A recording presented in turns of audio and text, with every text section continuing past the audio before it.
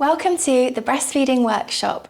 Now this workshop is delivered live every month and I'm going to be using the same slides and the same content, but it is pre-recorded if you'd prefer to watch it in your own time or if you want to come back to it at a later date at any point before you have your baby. So in this session we're going to be covering lots of different things, really about all of the kind of things that you might need to know about before you start your breastfeeding journey. So some of the things that we're going to cover in the session today is why might you consider to breastfeed and what are the health benefits of breastfeeding particularly. We're also going to be looking at how your milk production works and looking at the science behind how your body actually makes milk. We're going to be looking at colostrum, so what colostrum is and how your body makes it, but also if you might like to collect it, how you go about doing that. We're going to be looking at skin to skin and meeting your baby for the first time and the impact that skin to skin can have on your breastfeeding.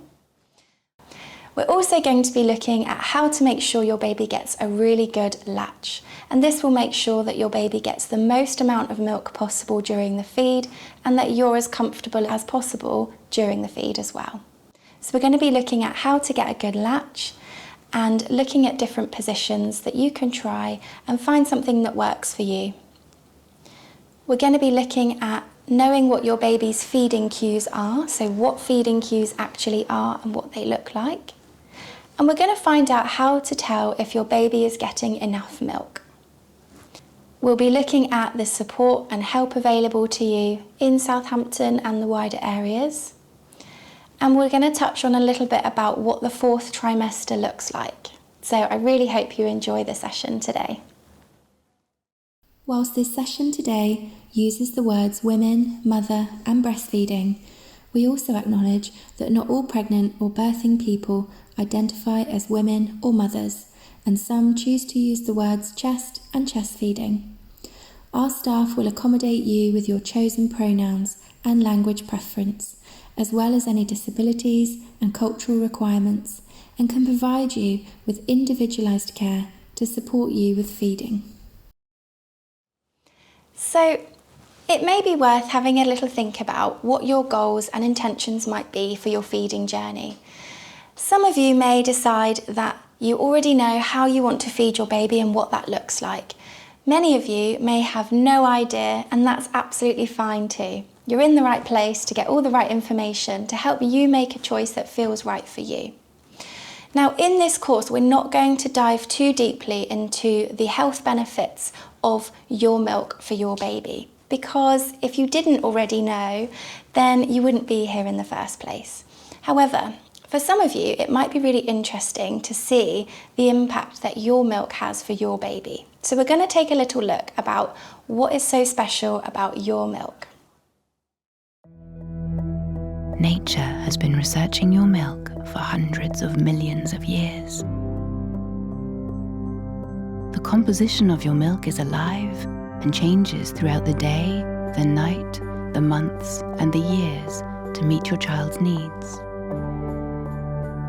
Your milk contains stem cells. These are cells that create and repair the body and are being researched worldwide to cure conditions like Alzheimer's and diabetes. Your milk contains components that kill cancerous cells. Your body identifies bacteria and viruses found in your baby's body and environment. You then produce antibodies specifically tailored to those infections and deliver them to your child through your milk. Your milk appears to switch on a gene in your baby's body, which produces a hormone called leptin. This hormone tells your baby when his tummy is full, protecting him against overeating.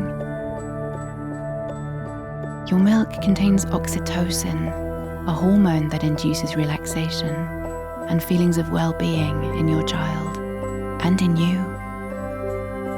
It's all in you. Human milk, tailor-made for tiny humans.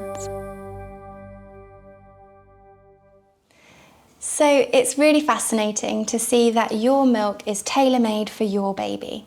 And the World Health Organization recommends exclusive breastfeeding which means only breast milk to your baby for the first 6 months of life. Now, the recommendations are based on sound science. However, at this point in your pregnancy, that might feel quite overwhelming at the moment, and that's okay. Now, setting your own target is completely fine. Remember that it's not all or nothing. Some is always better than none, and there are plenty of options there and in between. So lots of people think that they need to only breastfeed for their baby to get the optimal health benefits, or they may as well not bother. And actually they feel that if they only give some breast milk, it's not going to make any difference, but that could not be further from the truth. So during your pregnancy, have a think about why you might feel unsure about breastfeeding, perhaps maybe for a certain length of time, or perhaps breastfeeding in general. You may have been told stories that have left you sort of feeling worried, maybe around pain or milk supply. Perhaps you might be fearing lack of support in your home or in the community. And sometimes there are situations that can make breastfeeding quite challenging. And it's important to remember that most problems can be overcome with the right support and the right information. And now statistically, the odds are actually in your favour that you will be able to breastfeed. It's perfectly okay to not set a goal in mind and just take it one feed at a time.